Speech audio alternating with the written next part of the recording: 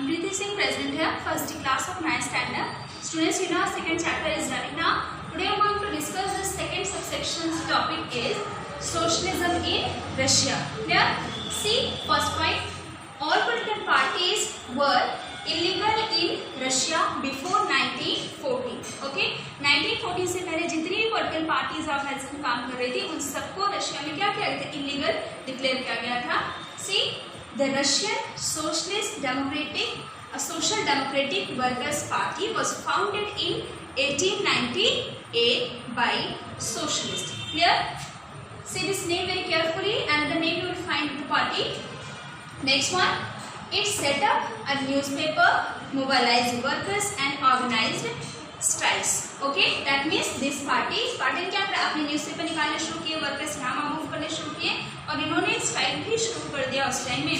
And next one, some Russian socialists felt that peasants, not workers, would be the main force of the revolution and Russia could become socialist more quickly than other countries. Okay, means जो वहाँ के पीसर्स थे, जो farmers थे, उनके बारे में आपने लास्ट क्लास में देखा कि वो लोग किस तरह से क्या करते थे. अब इतनी ज़्यादा यूनिटी थी और इतनी ज़्यादा केयरिंग थी एक दूसरे की, वो फंडिंग करते थे, एक दूसरे के सपोर्ट में खड़े होते थे एंड इवन कि वो अपने लैंड को भी क्या करते थे, इक्वली डिस्ट्रीब्यूट करते थे कि जिसको जहाँ पे इक्वली नहीं, इवन जिसको जैसी ज़रूरत होती उस हिसाब से वो आपस में डिस्ट्रीब्यूट भी कर लेते थे. तो इसीलिए कुछ सोशलिस्ट ने क्या रियलाइज़ किया, उनको क्या लगा कि रशिया में जो सोशलिज्म है वो वर्कर्स के नहीं, इवन वर्कर्स भी बहुत ज़्यादा एक्टिव थे बट वर्कर्स के थ्रू नहीं, पीसेंट्स के थ्रू क्या होगा, बहुत जल्दी आ जाएगा compare to other countries of Europe. Clear?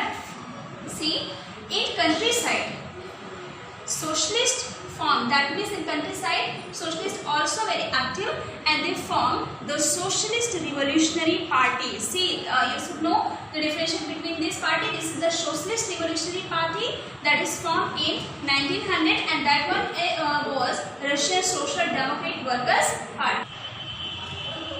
And this party, that means socialist revolutionary party, struggled for peasants rights and demand.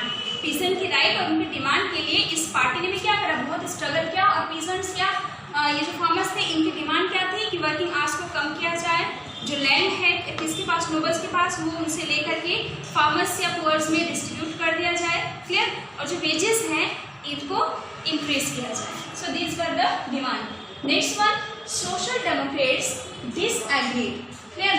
Social Democrat disagreed with revolutionary about, see this means social democrat, this party was disagreed with social revolutionary. यानी कौन सी party, ये जो social Democrat है, socialist democratic workers party, disagree थी किसके through, socialist revolutionary party से. और किस मुद्दे पर, अबाउट द पीसेंट्स, फार्मर्स को लेकर के इनकी जो थिंकिंग थी या वर्किंग बेस था ये डिफरेंट थे.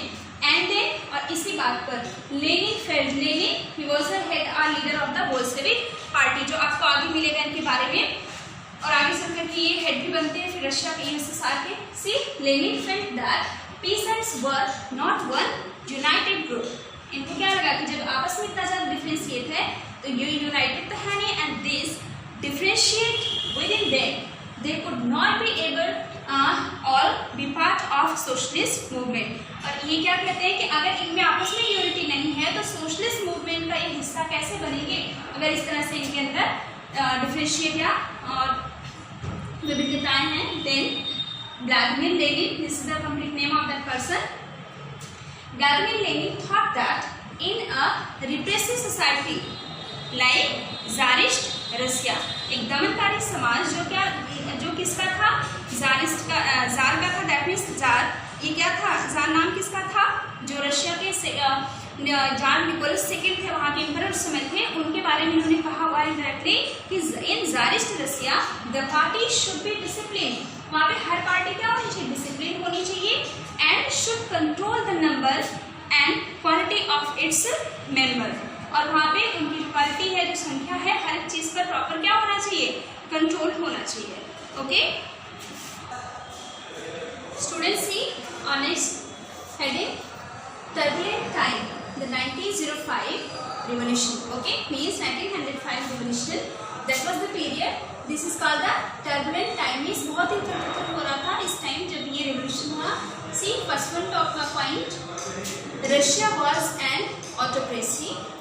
Even at the beginning of 20th century, the Tsar was not subjected to parliament. Okay, means Russia कैसे थी? ऑटोक्रेसी यहाँ पे था, means तिरंगा शासन था, and emperor was Tsar. और ये 20th सेंचुरी थी. इवन इस पीरियड तक आपने देखा कि यूरोप में काफी सारे हिस्सों में क्या हो रहा था, पार्लियामेंट्री रूल चल रहा था, वहाँ पे इलेक्टेड गवर्नमेंट थी. बट यहाँ पे अभी तक भी जार ने किस चीज के लिए नहीं परमिशन दी थी या किसके अंदर में अभी तक नहीं आया था? पार्लियामेंट के. दैट मीन्स वहाँ पे इलेक्टेड गवर्नमेंट नहीं थी. Next, together with the social democrats and socialist revolutionaries, both are the political party and already introduce in the beginning time. Then and liberals worked with peasants.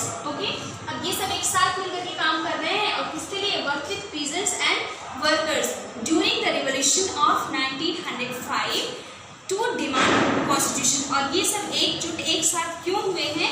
क्योंकि इस revolution के time में इनकी demand क्या थी कि एक कॉन्स्टिट्यूशन होना चाहिए, right?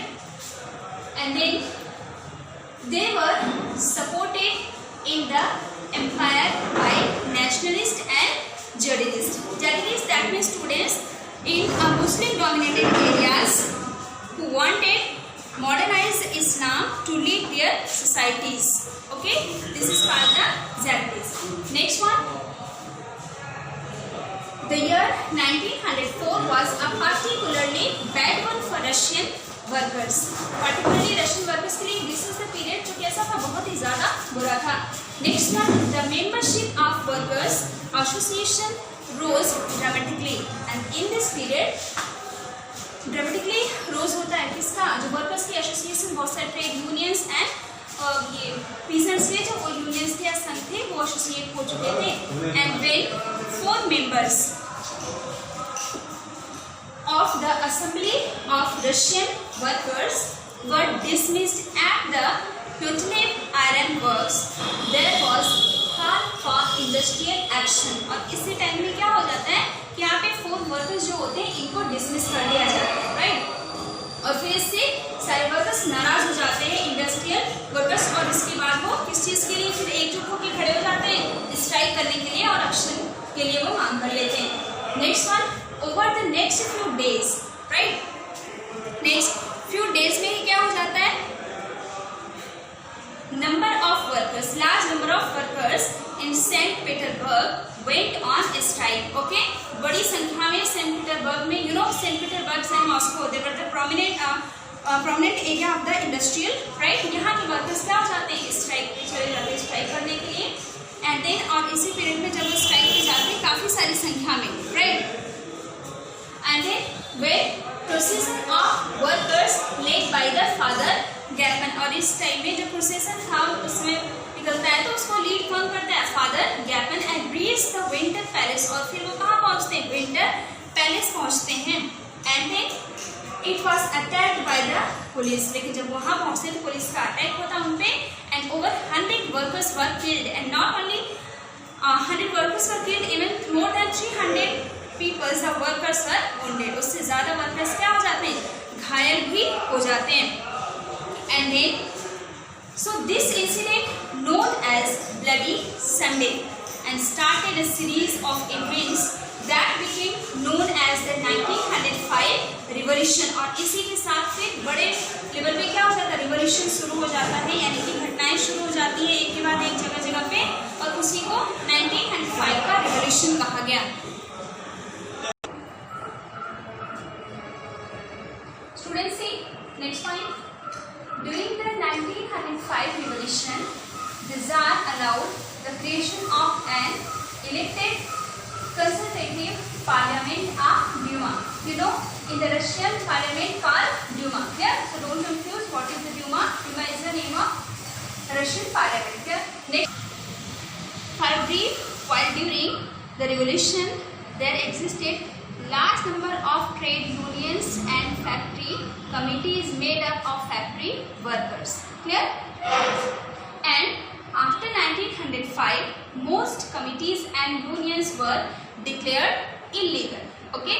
And severe restrictions were placed on political activity. और यहाँ पे सिर्फ कमिटीज और यूनियंस को इलीगल ही नहीं उन्होंने डिक्लेयर किया, इवन पॉलिटिकल एक्टिविटीज पे बहुत सारे रिस्ट्रिक्शंस भी लगा दिए गए। Then the tsar dismissed the first Duma within 75 days. Duma that means constituent parliament, okay, and the re-elected second within the 3 months. ज़ार ने क्या किया, पहले तो परमिशन दे दिया, अलाउड कर दिया कि ठीक है पार्लियामेंट होनी चाहिए, इलेक्टेड गवर्नमेंट आनी चाहिए, बट फर्स्ट पार्लियामेंट को उन्होंने क्या करा, विद इन 75 डेज डिसमिस कर दिया। फिर से रीइलेक्ट हुआ parliament and then in second time after 3 months also he dismissed. And next he did not want, और ऐसा उसने किया क्यों, यू नो कि पार्लियामेंट में क्या होता है, क्वेश्चंस किए जाते हैं वहाँ पे, क्या किया कैसे नहीं किया, और आपके ऊपर थोड़ा सा प्रेशर भी होता है गवर्नमेंट के ऊपर, and that is the reason he didn't want any reduction in his power.